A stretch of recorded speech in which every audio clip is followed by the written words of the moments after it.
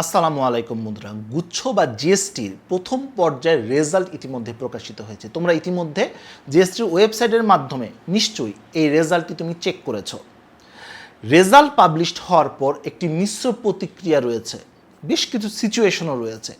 প্রধান সিচুয়েশনটি হচ্ছে তুমি চান্স পেয়েছো, অর্থাৎ একটা ইউনিভার্সিটি চান্স পেয়েছো, সেই একটা সাবজেক্ট পেয়েছো, অথবা দ্বিতীয় সিচুয়েশনটি হচ্ছে তুমি চান্স পাওনি। এখন কার কি করতে হবে এই বিষয়গুলো নিয়ে আলোচনা করব এবং দ্বিতীয় মেরিট বা দ্বিতীয় পর্যায়ের ফলাফলটি কবে আসতে পারে, কতটুকু সম্ভাবনা রয়েছে, এই বিষয়গুলো নিয়ে আজকের ভিডিওতে আলোচনা করব। ভিডিওটি খুব বেশি ইম্পর্টেন্ট হতে যাচ্ছে, কোনো অংশ মিস করবে না। প্রথমেই আমরা জেনে নেই এই মুহূর্তে যারা প্রথম পর্যায়ে চান্স পেয়েছো, অর্থাৎ সাবজেক্ট এবং ইউনিভার্সিটি পেয়েছো, তাদের কি করতে হবে। বন্ধুরা, যারা গুচ্ছের একটি বিশ্ববিদ্যালয় এবং একটি সাবজেক্টে ইতিমধ্যে চান্স পেয়ে গেছো এবং গুচ্ছ প্রক্রিয়ার সাথে যুক্ত থাকতে চাচ্ছ, তাদের অবশ্যই নিশ্চয়ন করতে হবে। নিশ্চয়নের জন্য দুটি কাজ রয়েছে। প্রথম কাজ, জিএসটির ওয়েবসাইটে ঢুকে অ্যাডমিট অপশন বা অন্যান্য যে অপশনগুলো রয়েছে অপশনে ক্লিক করার মাধ্যমে মেক পেমেন্ট করে তারপর হচ্ছে মোবাইল ফোন ভেরিফিকেশন করার মাধ্যমে তোমাকে 5,000 টাকা অবশ্যই পেমেন্ট করতে হবে। পেমেন্ট করার পর একটি স্লিপ দিবে এবং সেই স্লিপটা সহ এবং তোমার এসএসসি এবং এইচএসসির যে মার্কশিট রয়েছে, মূল মার্কশিট, অনলাইন কপি না, মূল মার্কশিট, এই মার্কশিট সহ একটি A4 সাইজের খামে করে জিএসটিভুক্ত যে কোনো একটা বিশ্ববিদ্যালয়ে, তোমার কাছাকাছি থাকা যে কোনো একটি বিশ্ববিদ্যালয়ে জমা দিতে হবে এবং জমা দেওয়ার পর সেখান থেকে রিসিপ্ট কপিও সংরক্ষণ করতে হবে, যা পরবর্তীতে কাগজ উত্তোলনের সময় তোমার কাজে আসবে। এই দুটি খুব গুরুত্বপূর্ণ কাজ এই মুহূর্তে তোমার রয়েছে। বন্ধুরা, তুমি যদি চান্স পাওয়ার পরও নিশ্চয় না করো, তাহলে এই প্রথম পর্যায়ে না, পুরো প্রক্রিয়া থেকে তুমি আলাদা হয়ে যাবে, অর্থাৎ আর কোনো সুযোগ কিন্তু এই বছর তুমি আর পাচ্ছ না। তাই এই গুচ্ছ প্রক্রিয়ার সাথে যদি তোমাকে যুক্ত থাকতে হয়, তাহলে অবশ্যই তোমাকে নিশ্চয়নটা করতে হবে। দ্বিতীয়, এখন অনেকে বলতে পারে, ভাই আমি এই সাবজেক্ট পছন্দ হচ্ছে না, ইউনিভার্সিটিও পছন্দ হচ্ছে না, কি করতে পারি? কোনো অপশন নাই। তুমি যদি এই প্রক্রিয়ার সাথে যুক্ত থাকতে চাও, তোমাকে 5,000 টাকা দিয়ে তারপর তুমি এই প্রক্রিয়ার সাথে যুক্ত থাকতে পারো। এখন অনেকেই প্রশ্ন করতে পারো যে ভাইয়া, আমি এখন যে সাবজেক্টটি পেয়েছি সেটা বেশি একটা ভালো সাবজেক্ট না, আমার পছন্দের সাবজেক্ট না, ইউনিভার্সিটিও পছন্দ হচ্ছে না, কিন্তু আমি চান্সটাও হারাতে চাচ্ছি না। আমার মূল টার্গেট হচ্ছে ডিসিইউতে, অর্থাৎ ঢাকা সেন্ট্রাল ইউনিভার্সিটি বা অন্য কোনো জায়গায় গিয়ে পড়াশোনা করা। সেক্ষেত্রে আমি যদি এখন 5,000 টাকা দিই, পরবর্তীতে আমি যদি অন্য কোনো বিশ্ববিদ্যালয়ে গিয়ে চান্স পেয়ে যাই বা ঢাকা সেন্ট্রালে চান্স পেয়ে যাই বা অন্য কোনো জায়গায় ভর্তি হই জিএসটি ছাড়া, সেক্ষেত্রে এই 5,000 টাকা কি আমাকে ফেরত দেবে? না, এটা নন রিফান্ডেবল। এইটা তুমি সমন্বয় করতে পারবে, কিন্তু এটা তো তারা তোমাকে ফেরত দিবে না। অর্থাৎ তুমি চূড়ান্ত ভর্তির সময় যে ইউনিভার্সিটিতে তুমি চূড়ান্তভাবে চান্স পাবে, সেই ইউনিভার্সিটিতে যে অ্যাডমিশন ফি থাকবে, সেই অ্যাডমিশন ফি থেকে এই 5,000 টাকা বাদ দিয়ে বাকি টাকা দিয়ে তুমি ভর্তি হবে। এটা সমন্বয় করা যাবে, কিন্তু এটা তোমাকে ফেরত দিবে না।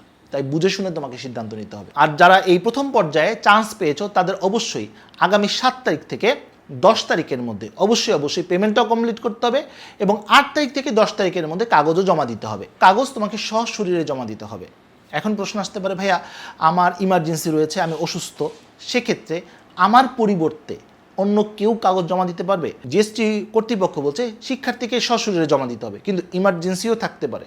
সেক্ষেত্রে তোমার প্যারেন্টস, বাবা মা যে কোনো একজন অথবা ফ্যামিলি মেম্বার, সেক্ষেত্রে তারা কিন্তু জমা দিতে পারবেন, তবে এটা অবশ্যই অনুমতি তাদের কাছ থেকে নিয়ে নিতে হবে। আর যারা চান্স পেয়েছে তাদের মনে আরেকটা বিষয় আসতে পারে, সেটা হচ্ছে মাইগ্রেশন নিয়ে কথা। মাইগ্রেশন নিয়ে কিন্তু আমার আলাদা একটি ভিডিও রয়েছে, সেটা তোমরা দেখে নিতে পারো, তাহলে মাইগ্রেশনের ব্যাপারটা ক্লিয়ার হয়ে যাবে। তবে ব্রিফলি বলছি, মাইগ্রেশন যদি ইউনিভার্সিটি মাইগ্রেশন তুমি অফ করে দাও, তাহলে যে ইউনিভার্সিটিতে চান্স পেয়েছো ওই ইউনিভার্সিটির অন্য কোনো সাবজেক্ট যদি উপরের দিকে থাকে, তাহলে সেগুলোর মধ্যে পরিবর্তন হবে, অন্যগুলোতে হবে না। আর যদি অল মাইগ্রেশন স্টপ করে দাও, তাহলে যে সাবজেক্টে তুমি চান্স পেয়েছো সেই সাবজেক্টই তোমাকে চূড়ান্ত সাবজেক্ট এবং সেখানে তোমাকে পড়তে হবে। এই অপশনটিতে তুমি ইচ্ছায় অফ করে দাও বা অনিচ্ছায় অফ করতে দাও, এটাকে আর চালু করার কোনো সুযোগ নেই। আরেকটি সম্পূরক প্রশ্ন তোমরা অনেকেই করতে পারো যে ভাইয়া, আমি যদি মাইগ্রেশন অন করি, দ্বিতীয় মেরিট বা তৃতীয় মেরিট বা চতুর্থ মেরিটে আমার কোনো সম্ভাবনা রয়েছে চেঞ্জ হওয়ার? হতেও পারে, নাও হতে পারে, বিভিন্ন ফ্যাক্টরের উপর নির্ভর করছে। ইনশাল্লাহ এটা নিয়ে ভিডিও থাকবে। তবে ফার্স্ট মেরিটে আমরা বুঝতে পারবো না যে কী পরিমাণ শিক্ষার্থী, কত কাট অফ থাকবে, এই বিষয়গুলো ফার্স্ট মেরিটেই বোঝা যাবে না। এর জন্য আরও কিছুদিন অপেক্ষা করতে হবে, সেকেন্ড মেরিট পর্যন্ত অপেক্ষা করতে হবে।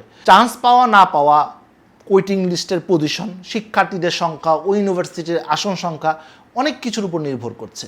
আশা করি বুঝতে পেরেছি। এই গেল যারা চান্স পেয়েছে তাদের এই মুহূর্তে করণীয় কি, যারা চান্স পায়নি তারা আসলে এখন কী করবে? তাদের অপেক্ষা করতে হবে, অপেক্ষা করা ছাড়া আর কোনো অপশনই নেই। তোমার যদি ওয়েটিং অনেক দূরে থেকে থাকে অথবা তুমি চান্স পাওনি, সেক্ষেত্রে তোমাকে অপেক্ষা করতে হবে দ্বিতীয় পর্যায়ে বা সেকেন্ড মেরিটের জন্য।